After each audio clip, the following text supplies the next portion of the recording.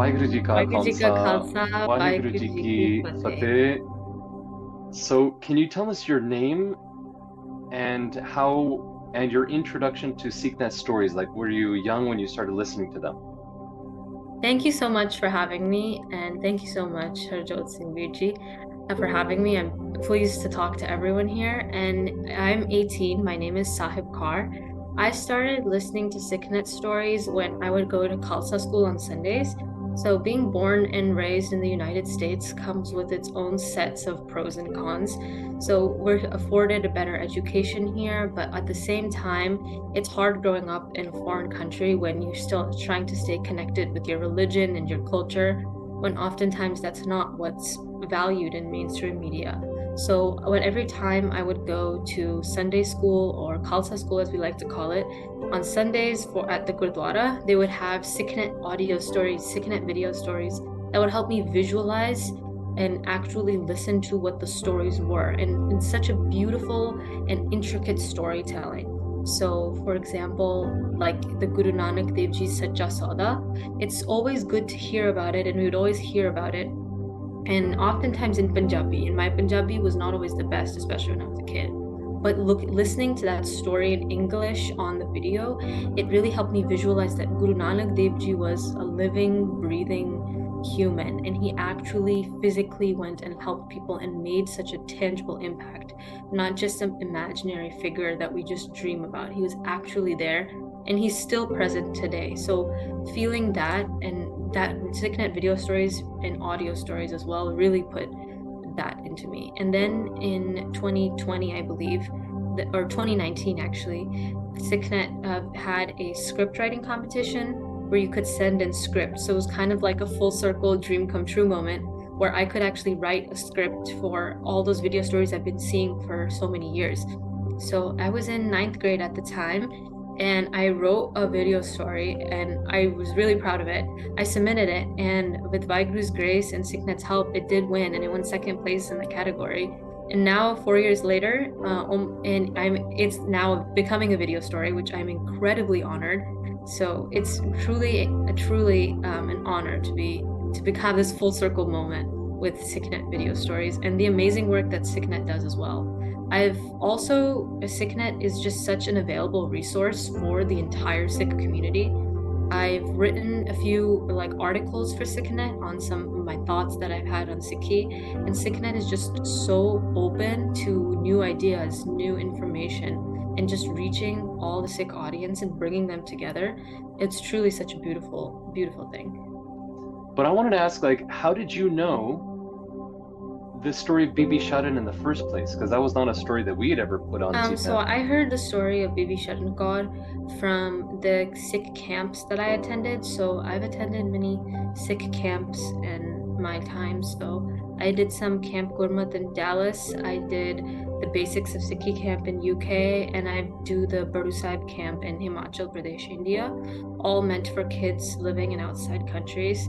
And I learned this story in Baru Sahib about Bibi Sharan and I was very passionate about Sikh women stories and Sikh female stories and empowering, and especially Sikh female warriors. That was always such an intriguing concept to me because I love playing Gatka. I love martial arts. I love Gatka. I'm a boxer and I do a lot of Gatka.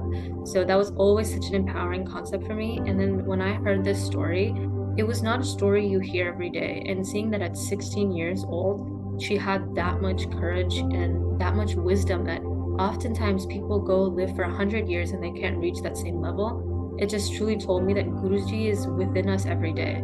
And that story specifically was something that really struck a chord with me, especially just seeing how small Gurbani and relating it to everyday people. Oftentimes, you may hear stories of big Shaheeds like Guru Gobind Singh Ji. You may hear stories of Guru Arjan Dev Ji, and you sometimes it's good to look up to them, but it's hard to relate because you're like, well, that was Guruji, and I'm just an average everyday person. And then you hear stories about Bibi Sharan God, and she's a truly such a venerable Shaheed, and I don't think anyone of us could be at her level ever, but she started off like us, and she started off like, what can I do for my Panth? And so seeing stories like that of everyday Sikhs being able to make such big Gurbaniya is inspiring for me, just to see that I could be that person. I see myself in her. And so that really inspires me, that it's everyday people like us. So you said that you shared the story with your family already, and you said that even your father already was brought to tears by watching the story. What did they say? Whoever you've shared it with, what have they said about it? So the story was so beautiful. We got our breakfast, we all sat around the TV, and we put it on the screen. And as soon as it started, just the characters, even in the opening scenes where Kaur does her nickname, just seeing those scenes, it was just like, and especially knowing that I had written the script and it was like the idea that it came into fruition and this was the vision, and seeing my parents could then see kind of inside my mind and how I viewed Sikhi in America. And one of the key takeaways that I had, one of the key lessons that I wanted to share with young Kaurs everywhere was, and I think seeing that, they were really brought to tears. And especially the scene, there was one specific still that I remember where Bibi Sharan is looking at Kaur, and especially when Kaur is first transported to this magical place, and she looks and says, "I'll help you, little sister." I think everyone could feel the emotions. I think Sikhs as a community, we share that brotherhood, and so just that whole sense of family, that no matter where you come from, ethnicity, background, caste, creed, all Sikhs unite over that one shared emotion and that love for Vaheguru. I think that was really eminent throughout the whole story, and I think that's what was really able to bring my dad to tears, and me as well, and everyone else just loved the story. The animations were beautiful, the whole message was just beautiful, and it's a message that's universal. It's so universal for the entire Sikh community, no matter your age or where you are in life. It was just beautiful. So I think that anyone actually can watch this. This story was, when I initially wrote this as a freshman in high school, I made it for people like me, so people born and brought up in the US who face struggles going to school and who people may not understand your religion.